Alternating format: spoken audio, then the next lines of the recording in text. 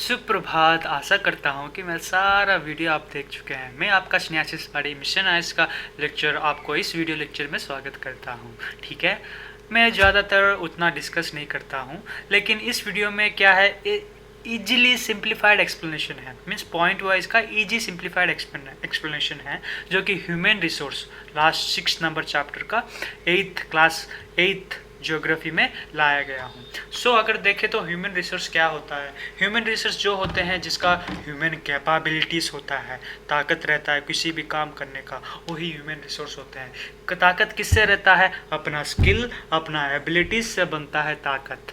ताकत किससे बनता है? अपना स्किल एंड एबिलिटीज से बनता है। ह्यूमन एक वंडरफुल रिसोर्सेस है जो कि प्लानट अर्थ ने क्रिएट किया है। प्लानट अर्थ इसीलिए क्रिएट किया है ह्यूमन को, ताकि हम रिसोर्स को किस तरह यूटिलाइज कर सकें, ताकि हमारा इम्प्रूवमेंट बहुत ज़्यादा एडवांस बने। ठीक है, समझ आ गया ह्यूमन रिसोर्स का मतलब क्या है। उसके बाद ह्यूमन रिसोर्स डिवन uneven distribution, means human resource का अनइवन डिस्ट्रीब्यूशन हुआ है। ठीक है, डिस्ट्रीब्यूशन ऑफ पॉपुलेशन, जैसे कि अनइवन है, एक जगह में और एक जगह में और अनइवनली डिस्ट्रीब्यूट हुआ है। ठीक है, उसके बाद sparsely populated, densely populated. Sparsely populated and densely populated क्या है? जिस जगह में रिसोर्स का अवेलेबिलिटीज नहीं रहता है और ह्यूमन कैपिटल भी बहुत कम रहता है, वो स्पेयरली पॉपुलेटेड बनते हैं। जैसे कि रूरल एरियाज में उतना ज़्यादा पॉपुलेशन नहीं होता है। अगर देखें तो डेंसली पॉपुलेटेड, जो कि मुंबई, कलकत्ता, दिल्ली, वो सारा डेंसली पॉपुलेटेड है, क्योंकि रूरल एरियाज़ के लोग भी उधर आके सस्टेन हो जाते हैं। ठीक है, वो डेंसली पॉपुलेटेड हो जाता है। अगर देखें तो our country India and world also, okay, ठीक है, वर्ल्ड एंड कंट्री देखें तो मोस्टली पॉपुलेटेड कहाँ पे होते हैं? नॉर्थन साइड में होते हैं, या फिर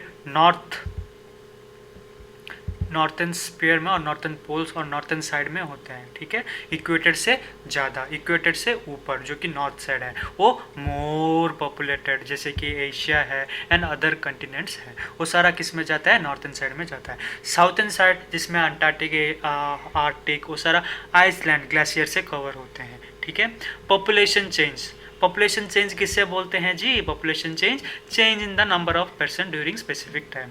ठीक है, एक स्पेसिफिक टाइम का चेंज ही वो पॉपुलेशन चेंज बनता है, based upon birth, death and migration.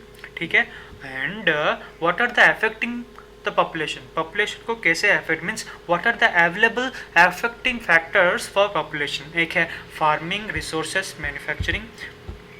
अगर क्लाइमेट देखें तो हर एक को मॉडरेट क्लाइमेट चाहिए, ज़्यादा ठंड नहीं रह पाएंगे, ज़्यादा गर्म में नहीं रह पाएंगे। सॉइल में फर्टाइल रहना चाहिए एग्रीकल्चर सूटेबल होने के लिए।